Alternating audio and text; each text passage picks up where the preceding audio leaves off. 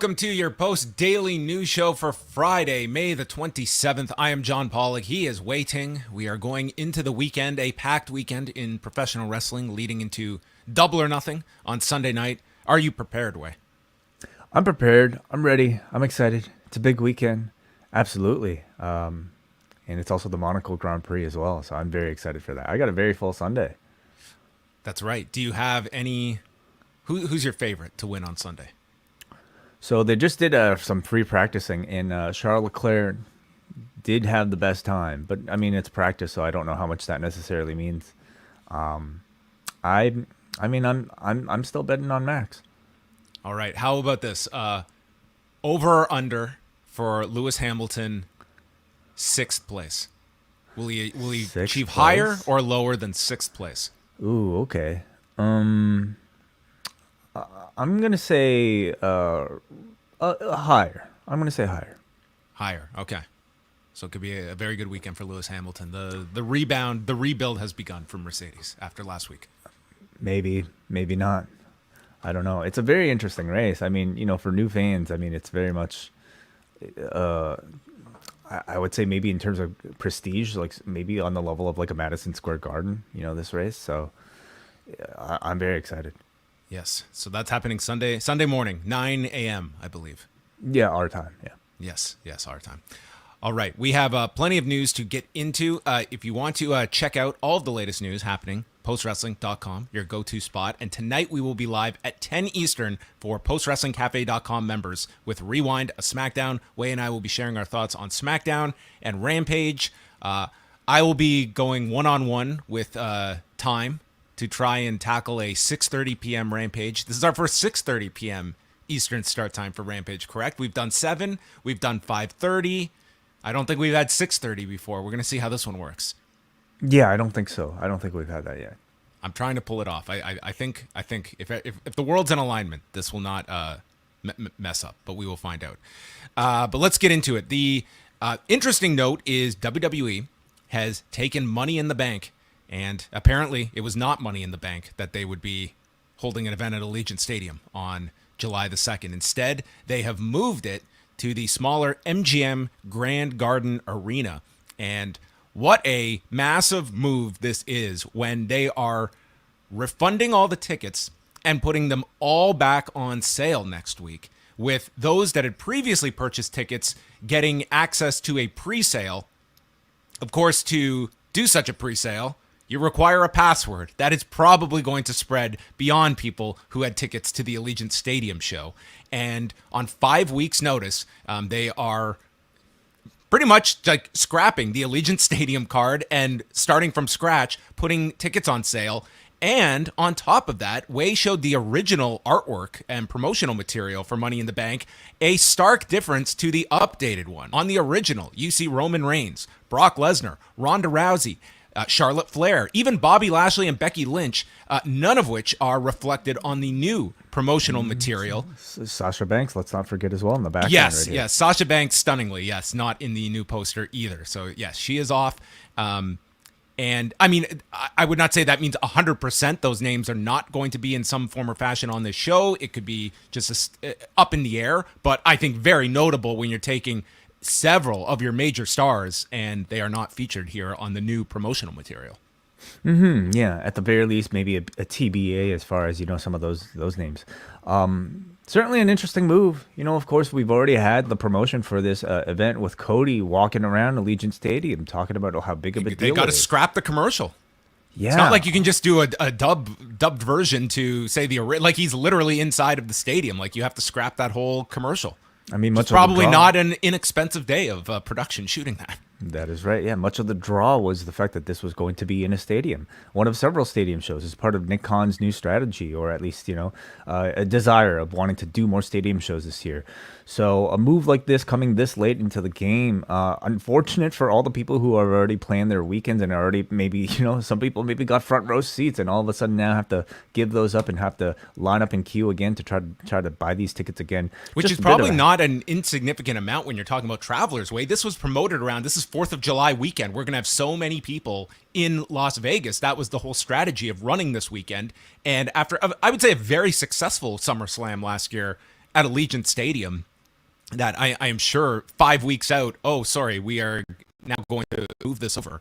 Of course, everyone is looking at the ticket performance for the Allegiant Stadium show, and WrestleTix had put out that, by their estimate, the latest, setup was for around 24,000 or so, with just under 18,000 tickets out. Now, when we say tickets out, that does not mean tickets sold. That means tickets that have also been comped and distributed, like all means of tickets that are out in the market. So the actual paid amount, you would certainly imagine that it's at least over the capacity of MGM because they are putting all these tickets back on sale. It's not like we're just comping it one for one that, hey, if you had enough tickets sold at Allegiant Stadium that fit into the MGM Grand setup, you wouldn't have to go through this whole thing in this process. To me, this would be a last resort of just understanding that there was a major issue with running this stadium and how we feel we would perform in it, because this is a giant amount of strain on your fan base.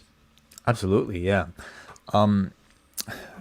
How much do you think that they would have done, at this rate, if they kept it in the stadium? Like, is it such a far number from making that place look full enough for television that they would go as far as to do this right now? Is this really the answer that we're looking for about why they're choosing to do this? I mean, obviously, you have to look at that as like the optics of running it. Like the setup being 25,000. Like, Allegiant Stadium can hold a lot more than that. It's a big stadium. It's a football stadium. So it's not as though 25,000 was, like, that's just what they were hoping to try and get. So, yeah, I mean, I guess they could have figured, like, we could have just totally flooded the market and papered it to make it look presentable. But I think that comes with a lot of negativity, too, especially if you want to come back. And like, obviously, the decision was made that this was not a tenable solution, and it's just easier to go to a smaller venue.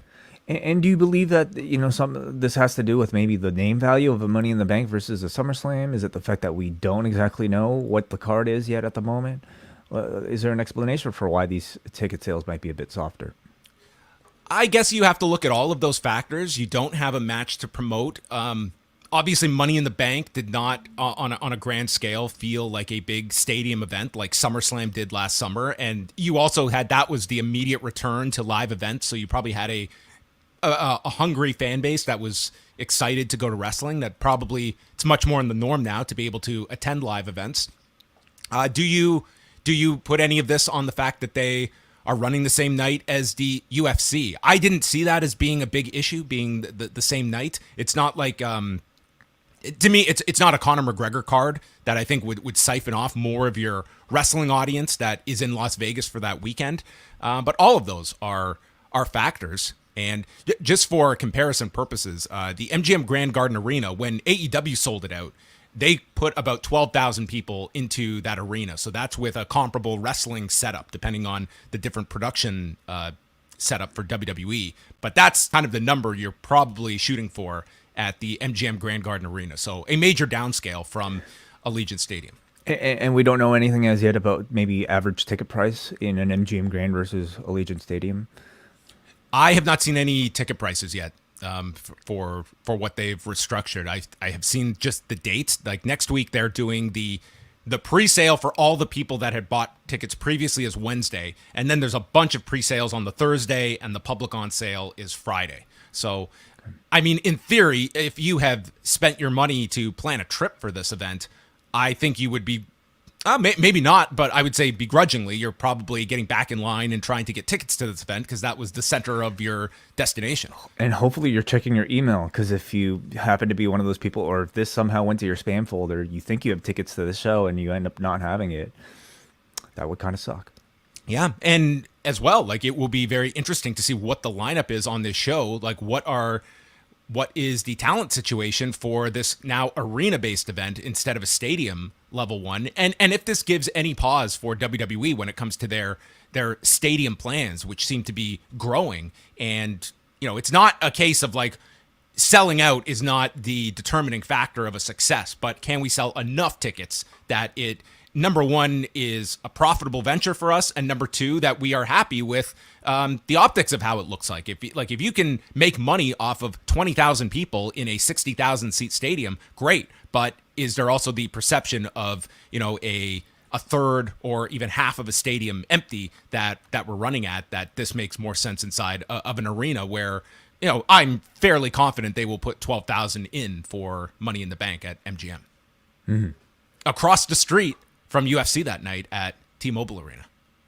That is correct. Yeah, short walk away. So because they couldn't go to T-Mobile with UFC booked that night, so you will have competing events across the street from each other. I mean, I say short walk, but really, like, what looks close in Vegas is actually a whole city block. So it'd probably take you a good 15 minutes to walk from one building to another. But yes, if you're ever covering an event at one of the arenas, always book your hotel at the same side. Don't book it across the street, because it's a lot to have to navigate every day, especially in that heat at that time in July with camera equipment. Oh, awful. Yes. So that's the latest on Money in the Bank, and we shall see if namely if Roman Reigns is on that show. Like, they have started this program with Riddle, that would be the obvious destination for it, and we will see based off television where they move forward with that. Next up is the latest involving Kota Ibushi and New Japan officials.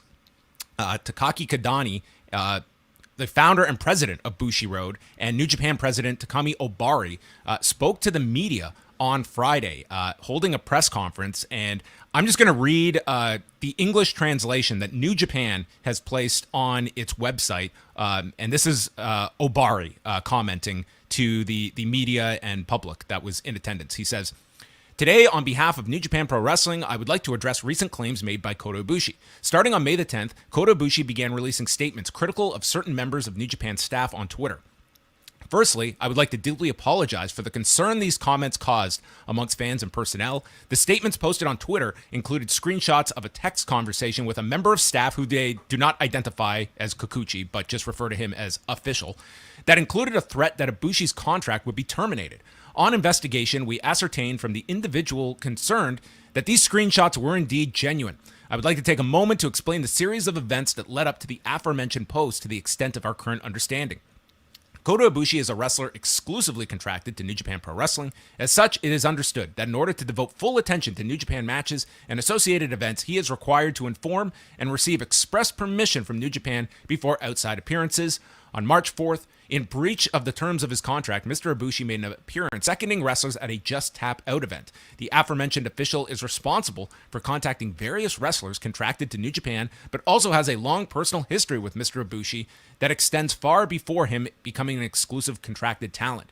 The official contacted Mr. Ibushi in the belief that Mr. Ibushi's actions in breach of his contract were taken deliberately to persuade New Japan to terminate its agreement with him. Perceiving this as a betrayal of personal trust established over a number of years, his messages were sent in an emotional state as a result. When I myself learned of Mr. Ibushi's appearance, by the way, are you getting used to this Mr. Ibushi title? I suppose so. Yeah. It may be a new gimmick for him, Mr. Ibushi. He says that this being Obari, I requested a full status report from the official. Therefore, it's possible that the official's contact with Mr. Ibushi also involved a desire to find out the exact particulars of the situation to relay to myself. I'm just going to skim down here. In a brief meeting with Mr. Ibushi, we chatted while we conducted some light exercise as we moved on the mat, participated in some jump training. I was amazed at his superhuman physical abilities, yet Ibushi confided that he found recovery from his 2021 shoulder injury was taking longer than he had expected and that his range of motion was far from ideal. After our conversation, Mr. Ibushi took me by car to a restaurant where we continued our conversation. And he continued to speak there, and he says, just skimming to the end part here. Several weeks later, on May 10th, screenshots of the conversation on the Line service were made public. These were the messages between Ibushi and Kikuchi. I have since learned that those tweets were made when Mr. Ibushi was acting in a state of concern for his mother, with mental distress being caused by this situation. Mr. Ibushi told me that after discussing the details of his situation with his mother on May 8th, she attempted suicide on May 9th and suffered a broken bone in her back as a result. After the series of Mr. Ibushi's tweets were posted, a meeting was held on May 10th, including our company's legal staff, in order to understand the particulars of the situation and to determine the best possible course of action for both New Japan and Mr. Ibushi. We determined that said best course of action would be to directly meet with Mr. Ibushi to formally apologize and hear one another's opinions before making a public announcement should one be deemed necessary. Mr. Ibushi's actions in attending an outside event without proper procedure, as well as publicly disclosing internal affairs, were actions in breach of his contract, and after consideration of the particulars I previously mentioned, an appropriate penalty from Mr. Ibushi will be determined. However, the words of the official in his text conversation, this referring to Kikuchi, were inexcusable, especially in their direction to a wrestler who risks his life in order to fulfill his role as a professional. It is this mindset that directly led to Mr. Ibushi posting his critical tweets about the company. For the thoughtless content of these messages, we fully and unreservedly apologize to Mr. Ibushi. Despite the official's lengthy relationship with Mr. Ibushi, the lack of consideration shown to him and by extension our wrestlers at large should also be met with an appropriate penalty. They did open this up to members of the media to ask questions, and one was asked about further details on what these penalties would be. And it was suggested that Ibushi would see a reduction in his salary, while the official, they have not made any determining action towards Kikuchi, but intimated that he could be moved to another division as a result of this, that both would be penalized, but the takeaway being that they are not ceasing ties with Kota Ibushi and instead very much trying to mend fences with him over this. But also absent this press conference was Kota Ibushi not being represented here. No, although it seemed to be, put forward by the two holding the press conference that, I mean, much of the words that were being said in the press conference were in coordination with Kota Ibushi after a meeting Yes. that the two of them had. So you would figure that, what was directed to the public was accurate and in line with what Kota Ibushi had to say. But of course, even this was not met without immediate drama, because shortly afterwards, Kota Ibushi did tweet in Japanese here. So, and again, we're relying on translations for a lot of this, but something basically to the effect of him being upset that the specific reasons for why he went on his sort of a public, outbursts were not addressed, and that being the attempted suicide of his mother and that getting him into a very, emotional state. And I don't know if that translation had the updated language embedded within it as part of the press conference, but it was something that was later amended on the New Japan website Yes. itself. So still some friction, evidently between the two sides. But I would say from at least a PR perspective, I don't know if New Japan I think they did a very good job, at least, in trying to convey to the audience that they're here to mend fences. They're not reacting aggressively one way or another. They're not, talking shit about Kota Ibushi to their audience, for instance. They seem to be very sympathetic and apologetic. You see the number of bows that they did, at this press conference. I mean, they were very apologetic, not just to the audience, but it also seems like for Kikuchi's words towards Kota Ibushi as well. So some mending of fences at least appears to be, in order, or at least attempted here from both sides. Yeah, I think that this was certainly a level of addressing the matter, though I will not say that they 100% addressed everything, like why Kota Ibushi was advertised for the New Japan Cup, other allegations that had been out there. But I will say it did feel that this was not something of trying to sweep something under the rug and just move on quietly. So I think that part is to be acknowledged. But just based on that immediate response from Kota Ibushi, I do sense, and this was even intimated during the press conference, that everything is not perfect on these sides. Like, there is ongoing issues, and that follow-up tweet seemed to reflect that. Yeah, that's right. So we'll see if there's some follow-up. I mean, it seems like much of the issue, at least from New Japan's side of things, is just the appearance at the Just Tap Out show, and somehow that being a breach of their contract. Obviously, what Kota Ibushi has said indicates that there's a lot more issue with New Japan itself. I'm very interested to know if we get any follow-up about some of that, some of the things that he's threatened to reveal. or if this just kind of, from New Japan side of things, is their attempt at making sure that all of that is done with. I think, and how he feels about his pay being cut, if he feels he is justified in everything that he has come forward with. Yeah, we know the man is very outspoken, and he's clearly not afraid to maybe speak his mind on the internet if there's something that he's not happy with. But I think first and foremost, as was mentioned, in this press conference, I mean, the man has a mother who, I mean, his whole family has been going through a whole lot. So, and that to me is his first priority right now, is to make sure that his mother's okay. Yes, I think that's the biggest part of this story that continues to develop. We'll move on to AEW with a couple of notes, starting off with Dynamite on Wednesday night going against the NBA. So they did 929,000 viewers, a .35 in the 18 to 49 demo on TBS. And they were against both the NBA and the NHL. The Heat Celtics game did over 6.4 million viewers and a 2.25 in 18 to 49, finishing first on among everything on television. The NHL was third, with AEW finishing sixth among cable originals, up from last week's number. And I would say that they have been competing very well, especially for the Wednesday night shows that have not been impacted by moving of networks or moving of time slots. I mean, that has been one positive way of this move to TBS, is that they have not been impacted for their main show as we compare it to Rampage each week. I think, they've proven time and time again they have this core audience that follows their show no matter where it goes, what time slot it goes to. I mean, Rampage on a Friday, moving back and forth from 5:30 to 10 to 11 to 7, whatever, that might be a bit of a different story. But if you're consistent enough on a channel where people can expect to see the wrestling product, they will follow. Yeah, it's been a positive move so far. I expect one of these Fridays will be going head to head with Rampage at this time. At 1 p.m. Eastern? Possible. Who knows? Maybe. But nonetheless, I feel it's a very good number, competing that well against the NBA. And they will be up against the NHL game. Actually, they will not be against the NHL. SmackDown will be against the NHL tonight, which will be moving Rampage to 6:30 Eastern time. But Tony Khan also did a call with members of the media on Wednesday, going head-to-head with us on Thursday. So really throwing down the gauntlet there to promote Double or Nothing. And we've isolated a couple of the clips. And first off, let's start off with All Out. There's been a lot of discussion about where is All Out going to take place this year, given that Chicago has the Forbidden Door card coming up next month at the United Center. So we will start off first discussing Chicago as a market that has hosted All In/All Out going back to 2018, and why that market is so important to AEW.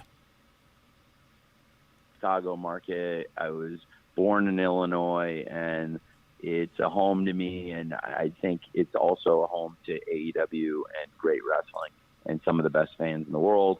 And Forbidden Door will be at the United Center, and I think All Out, that doesn't mean you wouldn't see All Out around Chicago this year or any year, every year going forward. I think Chicago and the Chicago area are so important to AEW. It's in many ways where this whole grassroots movement, even before I got involved, before there was an AEW, where a lot of our stars who were with Ring of Honor at the time put together a great event, All In. And now here we are, approaching 4 years later from the original All In, and still the former Sears Center, now the Now Arena, and what we have been able to create out there, it continues to grow. And I think that's something we'll have to keep in mind, that the tradition of All Out around Chicago is very, very important.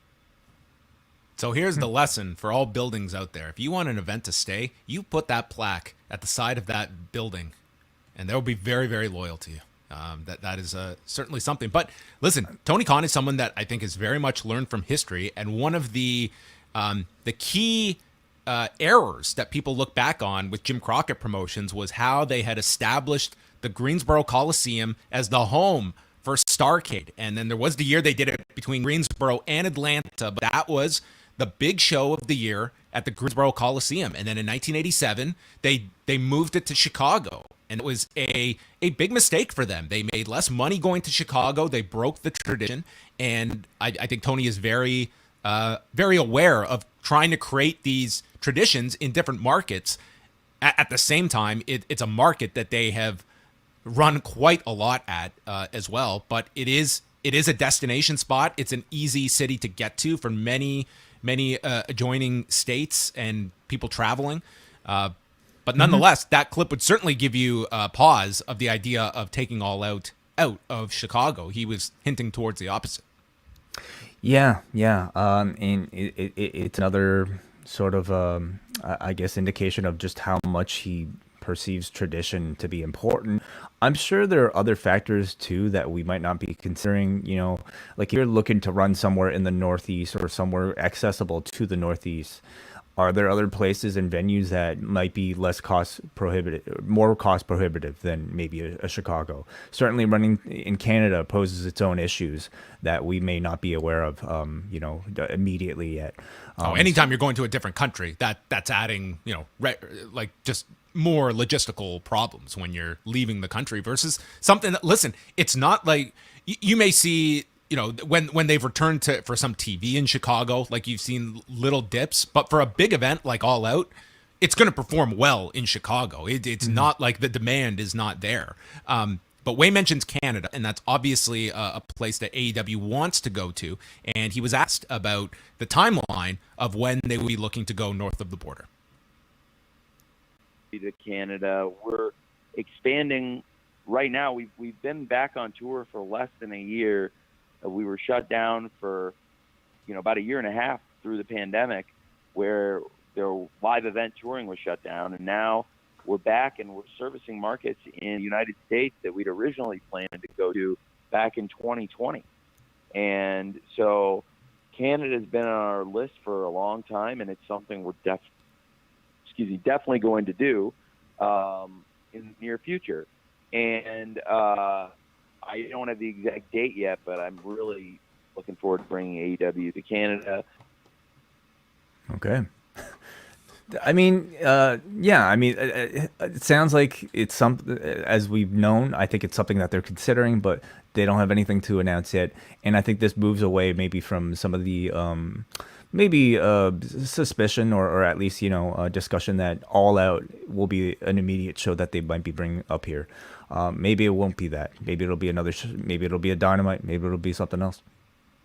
Yeah, which to me, if I was going to say maybe a Montreal, I don't even know if I would include that. I think the first time you come up here, it should be for, like, at minimum, like your live Rampage and pay-per-view, especially Toronto, where you're going to get so many people coming up from upstate New York, over from Montreal, from Ottawa. You are going to get so much outside Toronto traffic for an event like that will build a weekend around it versus a Wednesday night standalone that I just think it's like limiting what the potential is in a market like this. I mean, obviously, I don't disagree. There are enough people, I think, in Toronto alone, I feel that would, do well enough. But again, not knowing what some of the taxing issues are, what the added cost of, getting a whole roster is up here, is it worthwhile enough to do something like that versus running again in Chicago? Well, certainly, yeah. That's what you have to gauge as well about like what the additional people you could put into a venue up here and versus and also taking in Canadian dollars when your expenses are in American dollars. That's always going to be an issue for American-based companies. So there you go.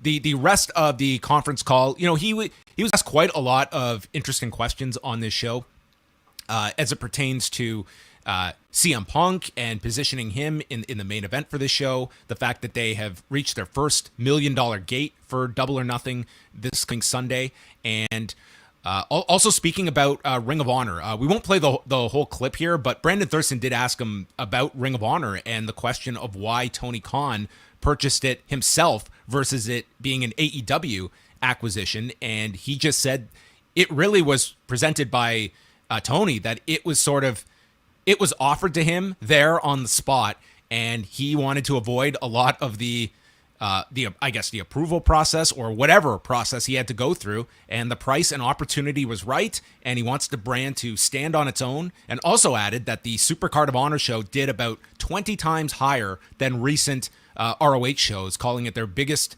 buys in years for the brand. Yeah. Yeah, not that surprising. Again, I don't know if it's a whole lot of new information, as it relates to Ring of Honor. It just sounds like things are still in discussion. And, we look forward to actually hearing a bit of news whenever it occurs. And also noted that on his spring break in 2002, he made a road trip to attend WrestleMania at the Skydome. Oh, okay. Maybe he was in your section, Way. I wonder. You think he was cheering for the Rock or Hogan that night? Yeah, it's a good question. I don't know. It was a very pro Hogan crowd. I feel it was hard not to get swept up in Hulkamania that night. Yeah. I have to say. Yeah, maybe present day Tony wouldn't be cheering for Hulk Hogan, but 2002 Tony maybe. Yeah. All right, tonight we've got Friday Night SmackDown from North Little Rock, Arkansas, and what a card they have for you in Arkansas tonight. What are you looking forward to tonight, Way? Judging by the preview, nothing. 2 hours. That's what you're looking forward to. 2 hours of content. I mean, at least as of recording time here, they don't even have a preview out. So somebody will speak, I'm assuming. Somebody will respond, react, whatever buzzword that they want to use. Yes. People will react, people will talk, and we'll get some matches on SmackDown tonight. So TikTok till 8 Eastern on Fox. Rampage, live at 6:30 Eastern from the Michelob Ultra Arena.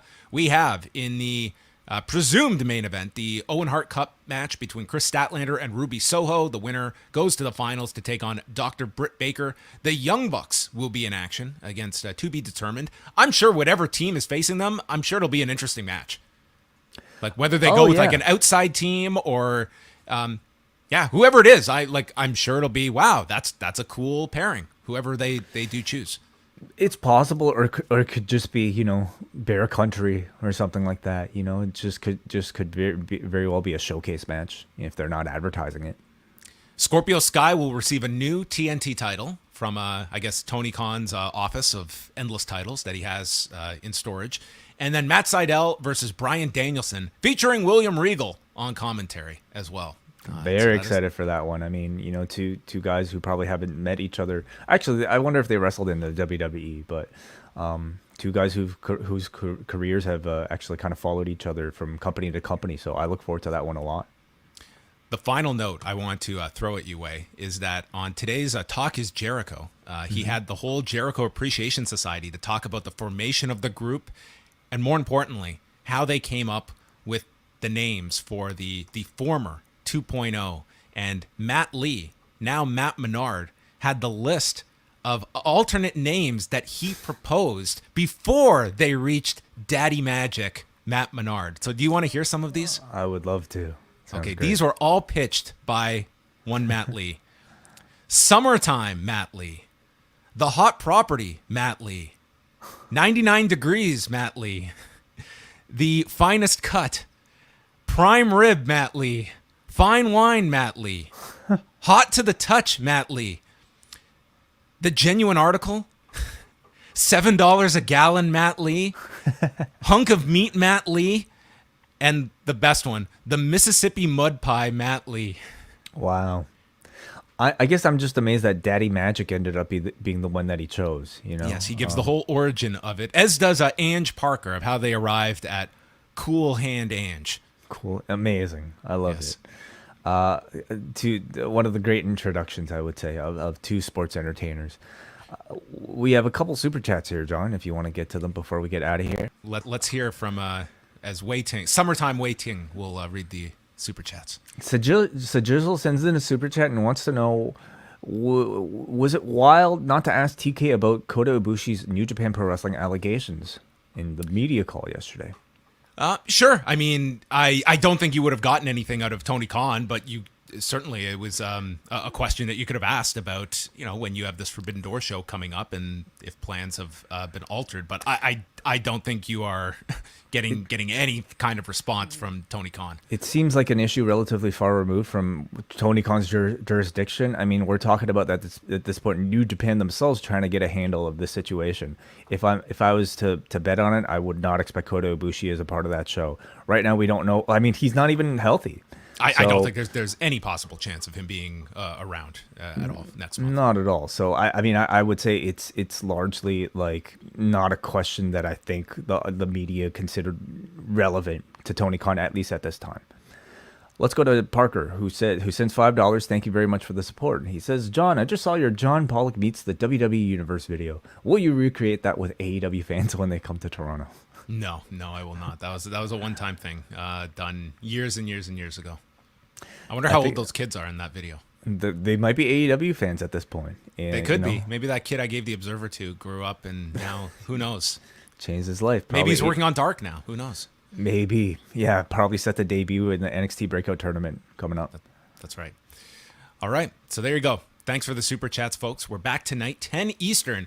PostWrestlingCafe.com, where you get Rewind to SmackDown each Friday night. And to get you set, you can download Tuesday's Ask Away mailbag show. Always insightful questions that we get from the Ask Away mailbag faithful each month. I think the questions the questions keep getting better and better. And I don't know if that's just people, recognizing themselves, what questions get the best answers out of us, or maybe we're just better at answering the questions. Maybe we're just better people, I was out on Thursday night and with two people who just were raving about the Post Daily News Show. It's what Really? A great addition. It's so great. I'm like, oh, you enjoy it because this schedule is a killer. I'm glad you enjoy it. These are also probably Call them out. I won't by name. They know who they are. Okay. They might be a little biased in their opinions of us, but nonetheless, positive feedback to the Daily News Show. Well, that's good. And again, if you guys have anything good or bad or critical to say about us or any of the topics today, please leave a comment on the YouTube channel. If you want to get these podcasts directly to your device, become a Post Wrestling Cafe patron, along with, and you get, of course, all of our bonus coverage as well of all of our other shows, including Rewind to SmackDown tonight. That's right. And we'll be live Sunday right after Double or Nothing here on the channel. Double Ice Cap and Espresso patrons will have the option to call in if they choose to do so. We're hoping to hear from some people that are attending the event on Sunday night, so get a wide range of opinions, both live and for viewers at home, of what's a very loaded pay-per-view. We will see if it grows by any additional matches, but we're up to 11, and it will probably be a late start for us on Sunday night. But looking forward to it. It should be a pretty packed edition of the show. So that is it. We're back for Rewind to SmackDown tonight, and that is it. The Post Daily